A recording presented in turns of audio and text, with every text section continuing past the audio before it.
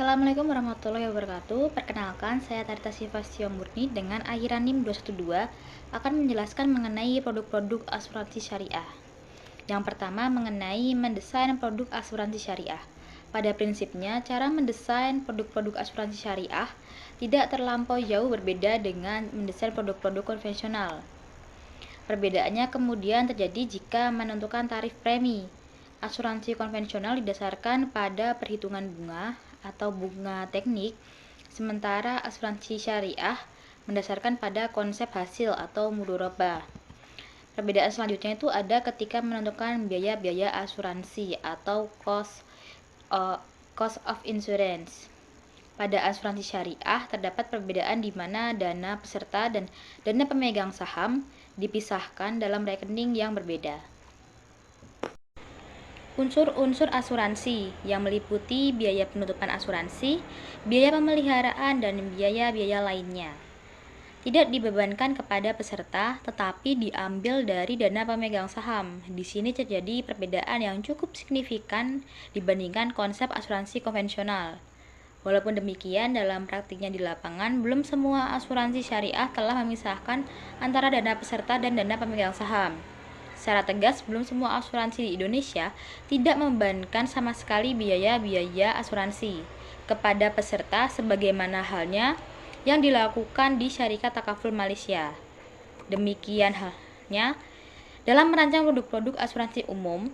Pada asuransi syariah, selain mendasarkan pada statistik profil resiko yang di Indonesia, menurut peraturan sekurang-kurangnya 5 tahun jika mendasarkan perhitungan pada konsep bagi hasil. Yang kedua mengenai produk asuransi jiwa.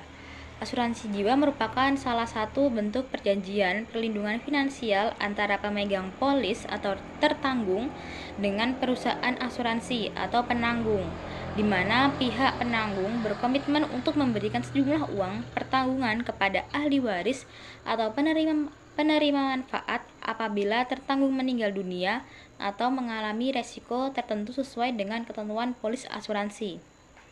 Asuransi jiwa ini tuh bertujuan untuk memberikan jaminan keamanan finansial bagi keluarga atau pihak yang ditinggalkan agar tetap dapat melanjutkan kehidupan secara layak setelah terjadi musibah.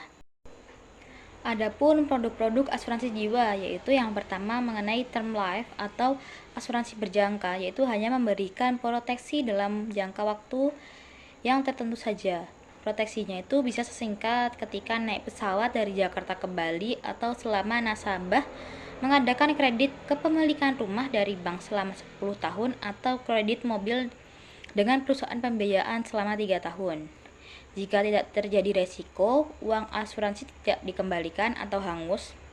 Asuransi jenis ini itu memiliki premi paling murah di antara asuransi lainnya, tetapi uang pertanggungjawaban tuh bisa besar, bahkan bisa mencapai miliaran. Yang kedua mengenai asuransi seumur hidup. Jenis asuransi ini tuh melindungi tertanggung hingga akhir usia, biasanya tuh ditanggung sampai umur 99 tahun.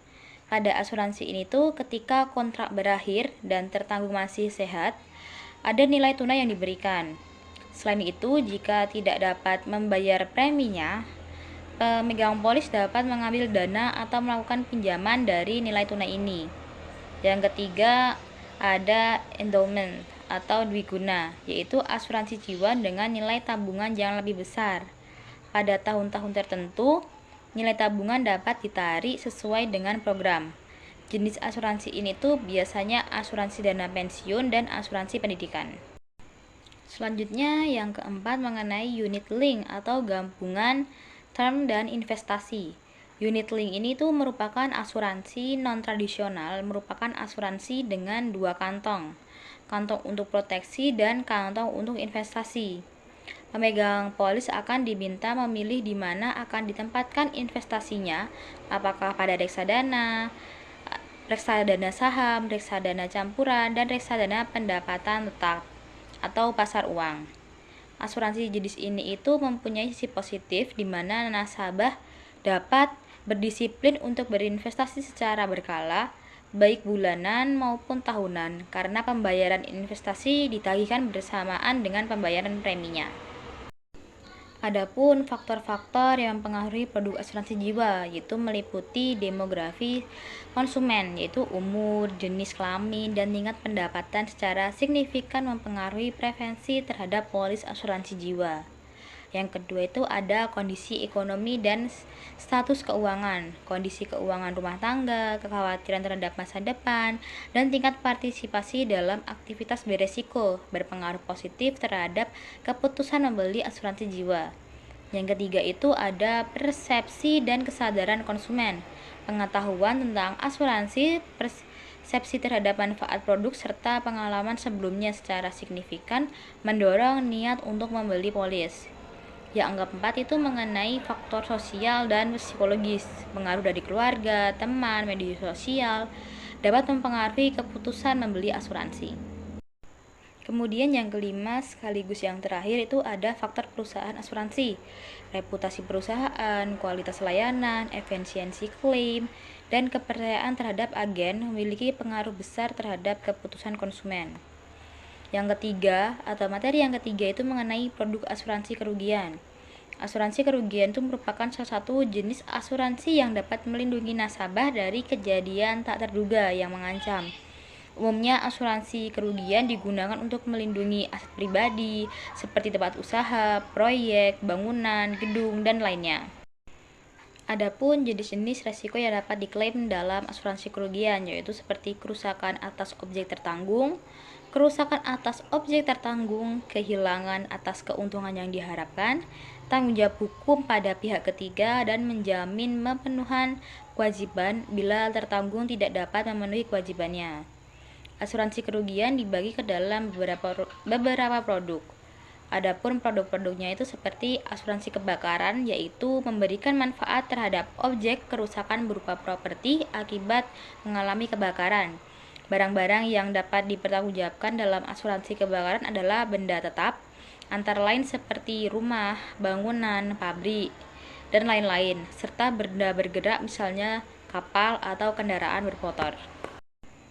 Yang kedua ada asuransi kendaraan bermotor. Asuransi kendaraan bermotor adalah pertanggungan yang melindungi pemilik kendaraan terhadap kerugian fisik maupun tuntutan hukum. Yang ketiga itu ada asuransi properti, yaitu asuransi ini tuh memberikan perlindungan terhadap harta benda akibat bencana alam, kebakaran, ataupun bentuk kerusakan lainnya yang terjadi secara tidak terduga.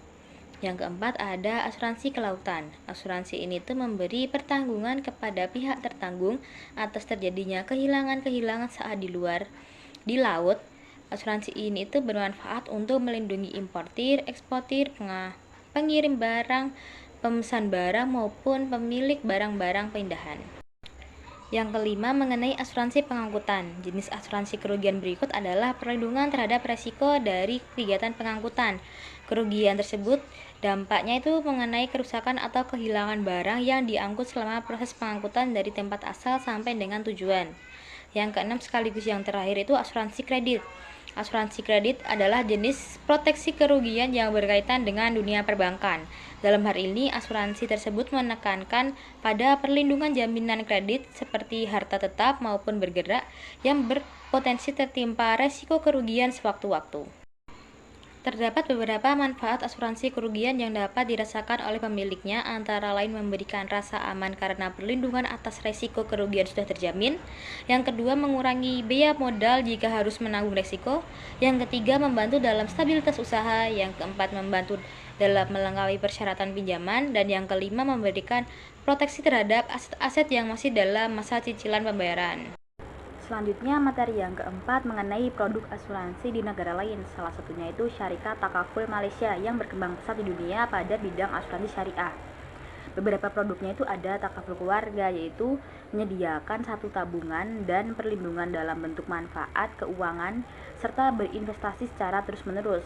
Yang kedua ada takaful siswa, yaitu menyediakan satu bentuk tabungan bagi tujuan menyediakan dana beasiswa keluarga untuk membiayai belajar pendidikan anak-anak. Yang ketiga ada takaful sihat. Tujuan produk ini itu untuk menyediakan bentuk tabungan untuk membantu peserta membiayai perawatan sekiranya ditimpa bencana penyakit yang berat. Kemudian yang keempat ada takaful hawa, yaitu menyediakan sejumlah uang sebagai perolehan yang boleh digunakan sebagai sumber keuangan untuk membiayai kos rawat pembedahan yang perlu atas jika peserta mengidap penyakit khusus untuk kaum wanita. Yang kelima ada takaful rawat. Takaful rawat itu menyediakan satu tabungan untuk rawat inap di rumah sakit apabila ditimpa kemalangan atau penyakit. Yang keenam ada takaful wakaf, yaitu suatu tabungan untuk memudahkan suatu individu muslim mengumpulkan uang secara berangsur-angsur sebagai amal jariah sesuai dengan amal wakaf. Yang ketujuh ada dana pekerja, yaitu menyediakan satu cara menabung yang teratur dan disiplin digunakan sebagai bekal dana pensiun. Yang ke-8 sekaligus yang terakhir ada takaful wiladah, yaitu menyediakan biaya persalinan termasuk biaya yang timbul karena komplikasi kehamilan. Sekian presentasi dari saya, kurang lebihnya mohon maaf. Wassalamualaikum warahmatullahi wabarakatuh.